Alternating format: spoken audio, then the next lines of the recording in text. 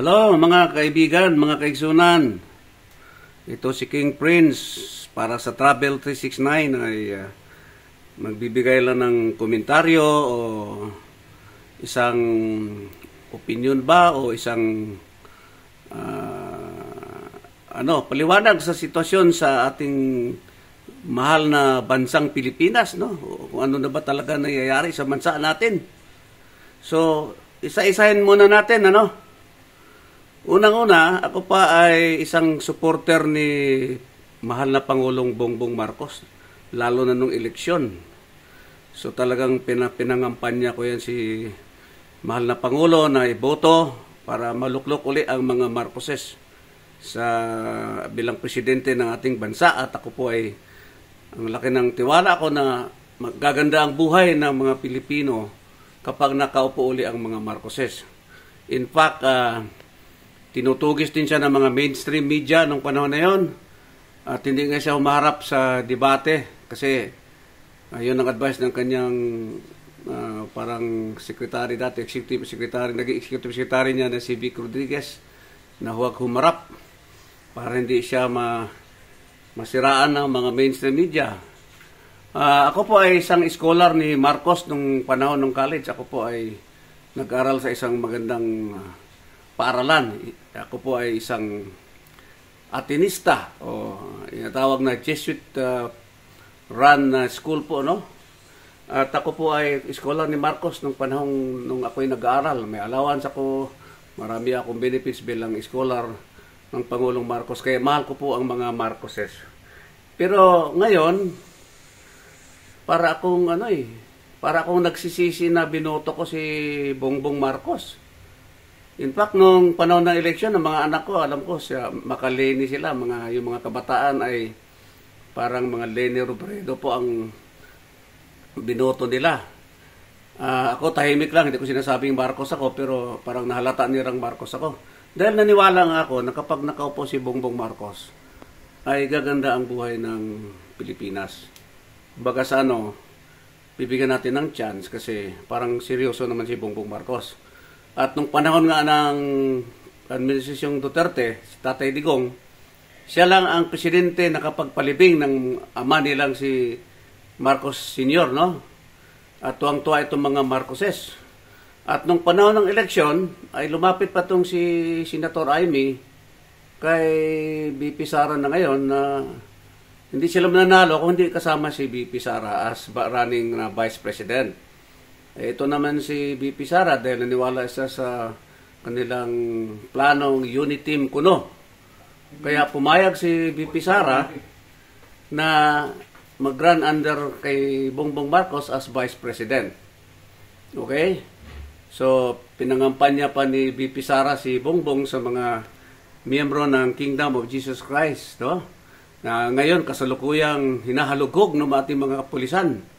Sabi ko nga sa previous na overkill masyado.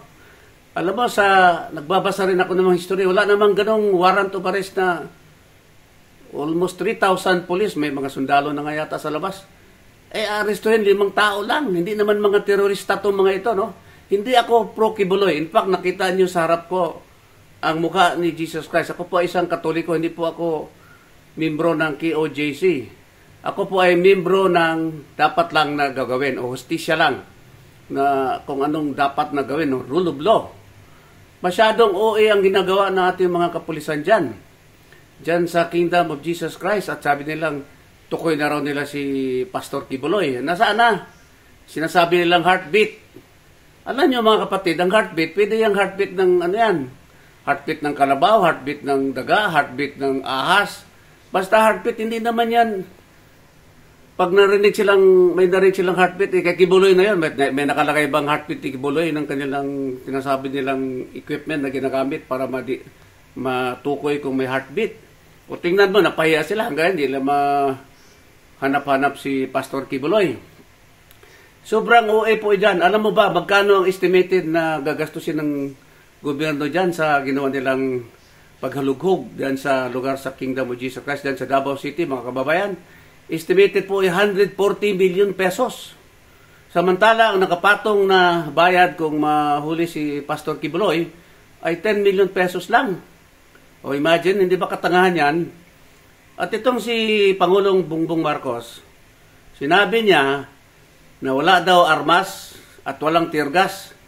Ay nako, Mr. President, medyo dapat pag magsalita kayo, linawin niyo muna kung totoo ba o tama ba yung mga dapat mong bibitawang salita para na hindi po kayo mapahiya. Kasi totoo pong maraming baril at may tear gas po.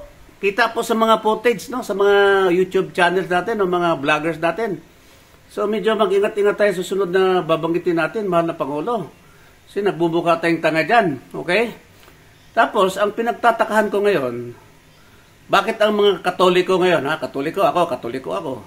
Dati nanawagan si Cardinal Sin na mag-people power, yung ibang reliyon ngayon. Parang hindi naman, parang walang pakialam, ano? Parang ano na po ito violation of human rights na po itong ginagawa dyan sa Davao City.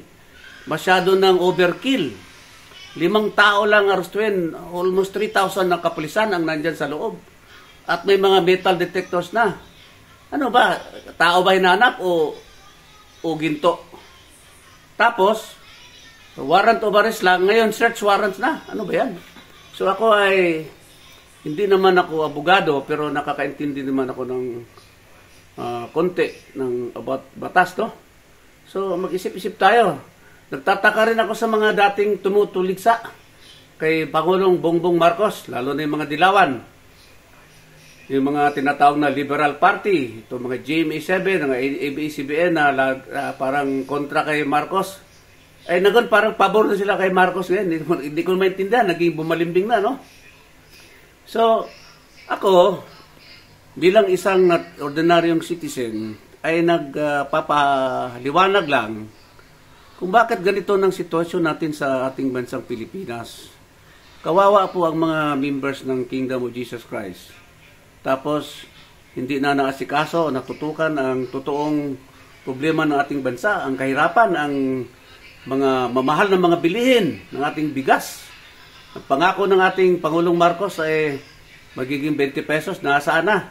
Ito na yata sa history ng Pilipinas ang pinakamataas na mga presyo ng bilihin ng bigas. Umabot na ng 60, meron pang 60 plus. Okay? Sa panahon ni Tatay Digong, hanggang 30, 40 lang yan. Okay? So, ito lang, yung mga human rights din, Commission on Human Rights, bakit hindi sila pumalag ngayon? Hindi man lang sila nagsasalita. Kung ano stand nila dyan sa kaganapan dyan sa Davao City, sa may Kingdom Jesus Christ. Alam ko, mga 10 araw na yata, nandun pa rin sila.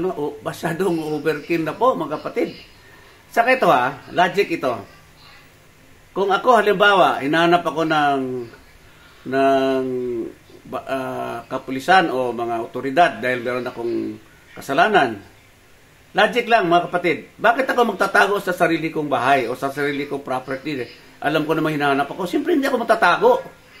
Doon sa ibang lugar na hindi alam nila kung saan ako.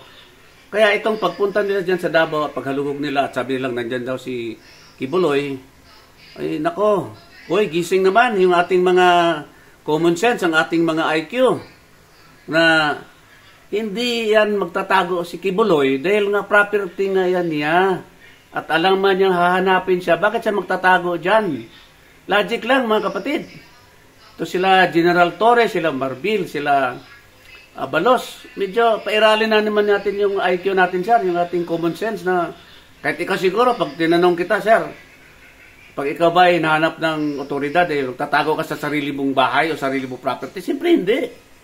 Kaya yung pagpunta nyo dyan at tulusubin nyo para hanapin si Pastor Kibuloy, hindi po tamang desisyon yan kasi hindi talaga dyan magtatago si Pastor Kibuloy. Okay, so anyway, ang akin lang, nananawagan ako sa mahal nating Presidenteng Bongbong Marcos na, sir, medyo pag-isipan natin ng mabuti at bilang isang Kristiyano at isang mabuting mamamayan, mamamayan ka rin naman ng bansa natin. Ikaw ay aming Pangulo na sana ay pag-isipan mong mabuti kung tama pa ba yung ginagawa natin dyan sa Davao. Hindi dahil ako ay hindi pa ako pro Kibuloy, ako po ay pro tama. Kung ano yung dapat lang gawin, tama, nararapat na gawin natin bilang mataas na katungkulan sa bansa natin, no? Bilang presidente o bilang heads ng mga at ibang departamento sa ating bansa natin. So, sana ma'am, sir, maawa naman kayo at nanawagan ako sa mga mainstream media na huwag tayong bias at kung talagang may nakita kayong hindi naman maganda,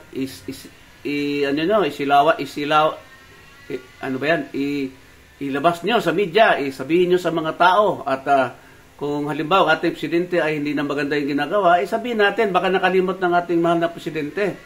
Okay? So, yun lang po siguro mga kapatid, no? At sa ating nanawagan din ako sa ating mga kapatid na mga kaparian, kamadrihan at ating kasama pa ibang reliyon na sana ay makita yung sitwasyon dyan sa QOJC at tulungan naman natin kung anong, alisin natin yung pagka-reliyon, no? Kundi gawin bilang isang Pilipino kung ano talagang dapat natin gawin. Masyado na pong OA nangyari dyan. Dapat nang tutukan ng ating bansa natin ay hindi yung tungkol dyan sa mga tao, kundi tungkol sa problema ng kahirapan. Yung mga presyo ng ating mga bilihin. Okay? Ito si King Prince. Nagpapaalam na at maraming salamat. God bless us all. To God be the glory. God is good.